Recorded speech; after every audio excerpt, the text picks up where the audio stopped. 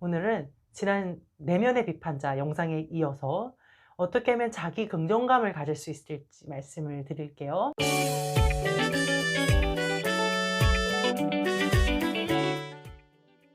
자기를 긍정적으로 정의하는 사람은 어떤 문제를 만났을 때 좌절하지 않고 도전해야 할 때도 두려워하지 않고 맞설 수 있습니다. 그런데 어려서부터 중요한 타인에게서 자꾸자꾸 부정적인 평가를 받아온 사람은 마음속에 아주 강력한 흔적을 남기게 돼요. 그건 엄마든 아빠든 선생님이든 친구든 그 사람의 의견일 뿐이지만 그걸 들은 아이는 사실이 되어서 이 마음 깊이 뿌리를 내려요.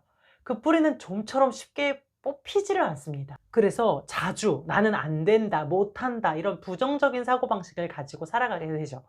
그리고 자신의 약점과 결함을 마주할 수 있는 용기가 없기 때문에 주로 방어 기제를 쓰게 돼요. 즉 타인을 비난하거나 문제를 회피하거나 하며 공격하면서 살아갑니다. 자기 긍정감이라는 것은요, 난 다 잘할 수 있고 난 다 옳고 난 무조건 멋져 이런 개념이 아닙니다. 나는 불완전하고 부족한 면이 있지만 그래도 나는 내가 좋아. 이대로도 나는 괜찮아. 뭐든 잘할 수는 없겠지. 하지만 난 이대로도 가치가 있어 충분해. 하고 약점이든 강점이든 그 나를 받아들여주고 인정하는 느낌이에요. 그래서 자신의 실수나 잘못도 쿨하게 인정할 수 있고요. 더 좋은 방향으로 고쳐나갈 수 있죠. 그리고 나를 그렇게 받아들이면 대인관계가 좋아집니다. 타인에게 진실하고 너그럽죠. 굳이 내 모습을 막 과하게 드러내거나 아니면 내 약점을 감추기 위해서 애쓰지 않고요. 꽤 진실하게 사람을 대할 수 있죠. 그리고 자기를 부정적으로 보는 사람은 목표를 너무 높게 잡는 경우가 있어요. 그러니까 목표라도 높았다는 거에서 이상하게 자존감을 채우려는 심리가 있기도 하고요. 또 실패했어도 난 목표가 높았으니까 하고 덜 창피하기도 하고요.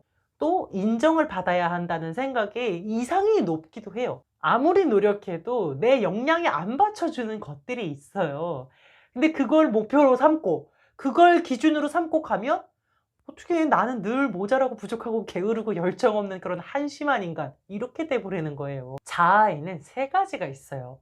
바라는 자, 가능한 자, 두려워하는 자. 이 바라는 자아는 높은 이상이에요. 예를 들어서 뭐 나는 스티븐 잡스 같은 세계적인 CEO가 되겠어. 요런 게 바라는 자아라면, 가능한 자아는 난 국내에서 그래도 괜찮은 중소기업 대표 정도, 뭐 직원들에게 넉넉한 월급을 줄 수 있고 뭐 사업적으로 전망 있는 그런 회사를 꾸리는 것, 요 정도가 이제 가능한 자아가 될 수 있어요. 근데 뭐 각자 능력이나 환경에 따라서 이게 바라는 자아가 될 수도 있겠지만요. 그러면 두려워하는 자아는 그런 중소회사의 CEO는커녕 사원으로도 들어가지 못하고 백수로 살아가는 것일 수도 있겠죠. 이 중에서 자기 긍정감, 좋은 자아 개념을 갖는데 가장 필요한 게 뭘까요? 가능한 자아예요. 청소년 초기까지만 해도, 즉 초등학교 고학년부터 뭐 중학교 초반쯤까지만 해도 이 바라는 자아가 되게 커져 있어요. 그래서 난 게임을 좀 하면은 국내 최고 프로 게이머가 될 수 있을 것 같고요. 내가 노래를 좀 하면은 난 아이유 정도는 뜰 수 있을 것 같고, 공부 좀 하면은 서울대는 갈 것 같아요. 그러다가 청소년 후기쯤 되면은 이제 현타가 와요. 현실감이라는 게 생겨요. '나 정도 하는 사람은 되게 많구나. 내가 그렇게 특출난 건 아니네. 현실의 문턱은 역시 높았어.' 요런 거를 이제 쪼끔 슬슬 알게 되면서 가능한 자아가 바라는 자아보다 더 커져요. 그러면서 목표는 현실적으로 잡게 되고 기준도 너무 높지 않고 자기에게 맞게 미래를 계획할 수 있게 돼요. 그러니까 목표가 현실적이기 때문에 되게 부지런해지고요. 열정도 생기고 그만큼 성취 경험도 늘어나다 보니까 자기 확신도 갖게 되죠. 그러니 자연스럽게 자기 긍정감을 갖게 되는 겁니다. 세 번째는 남이 기대하는 나 버리기. 가정 분위기가 좋지 않았거나 아이를 좀 강압적이고 또 무관심하게 키웠다면 아이는 그 부모님에게 사랑받기 위해서, 부모의 눈에 들기 위해서 부모의 꼭두각시가 됩니다. 이런 아이는 커서도 이와 같은 패턴의 관계를 맺으면서 살아가기 때문에 눈치 보고 남의 기대에 맞추려고 막 과도하게 희생을 할 거예요.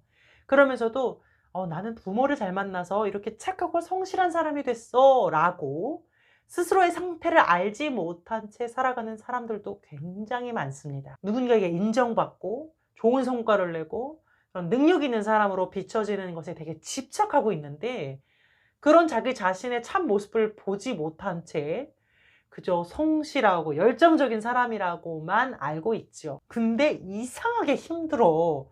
외롭고 공허하고 초조하고 내가 못마땅해 이상하게 막 불쑥불쑥 뭐 화가 치밀어 올라요. 그리고 누가 나를 좀 인정해 주지 않거나 나한테 관심 없어 보이거나 무슨 비판 한마디라도 들으면 뭐 잠을 못 이룰 만큼의 강렬한 어떤 부정적인 감정에 사로잡히게 되죠. 이제 어떻게 하면 될까요? 이제부터 내가 살고 싶은 대로 사세요. 부모에게서 경제적으로만 독립한다고 해서 어른이 아니라 정서적으로 독립을 해야 어른입니다. 아주 상당히 많은 성인이 정서적으로는 독립하지 못했어요. 40대, 50대 돼서도요. 부모나 상사나 내 지인들을 실망시키지 않기 위해서 그들의 기대에 맞추려고 나를 막 인위적으로 조작하고 희생시킵니다. 그러면서 내가 가진 고유한 것들, 좋은 것들까지 싹 다 버려요. 내가 왜 그들의 입맛에 맞춰진 사람이 되어야 하죠? 뭐 때문이에요? 우리는 누군가의 희생자로 태어나지 않았어요. 내가 타고 있는 이 배의 뱃사공은 나예요. 여러분이에요. 사공은 한 명이에요.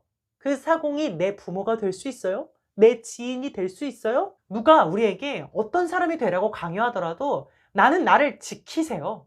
사실 나는 나대로 사는 것뿐이지 그들을 실망시킨 게 아니죠. 그들 스스로가 실망하기로 선택한 것뿐이에요. 내가 그들의 실망감까지 책임을 질 필요가 없어요. 결국 우리 부모님도 알아야 돼요. 아, 얘는 내가 아니구나. 나와는 다른 독립된 인격체구나 라는 걸 알아야 돼요. 그 작업을 할 때에 여러분 죄책감을 갖지 마세요. 정상적인 분화 과정입니다. 실망은 불가피한 거예요. 그 실망을 통해서 건강한 가정이 되고 독립된 인격체가 되죠. 완전한 어른이 되죠. 근데 이거 안 되면요. 죽는 그날까지 타인의 눈에 들기 위해서 남의 눈치 보면서 남의 기대에 부응하기 위해서 살아가요. 그게 얼마나 숨막히고 힘든 삶인데요. 겉보기에는 자유롭고 강하고 능력 있는 것 같지만 사실은 자유가 없고 완전 타인 중심의 삶을 사는 거예요. 여러분, 자기 긍정감을 갖기 위해서 나를 받아들이고 현실적인 목표를 세우고 남의 기대가 아닌 내 모습 그대로 살면서 자기 긍정감을 갖게 되시기를 바랄게요. 여러분 점점 더 편안하고 행복해지실 겁니다. 다음 영상에서 만나요. 웃음을 주는 따뜻한 상담사 옥다였습니다.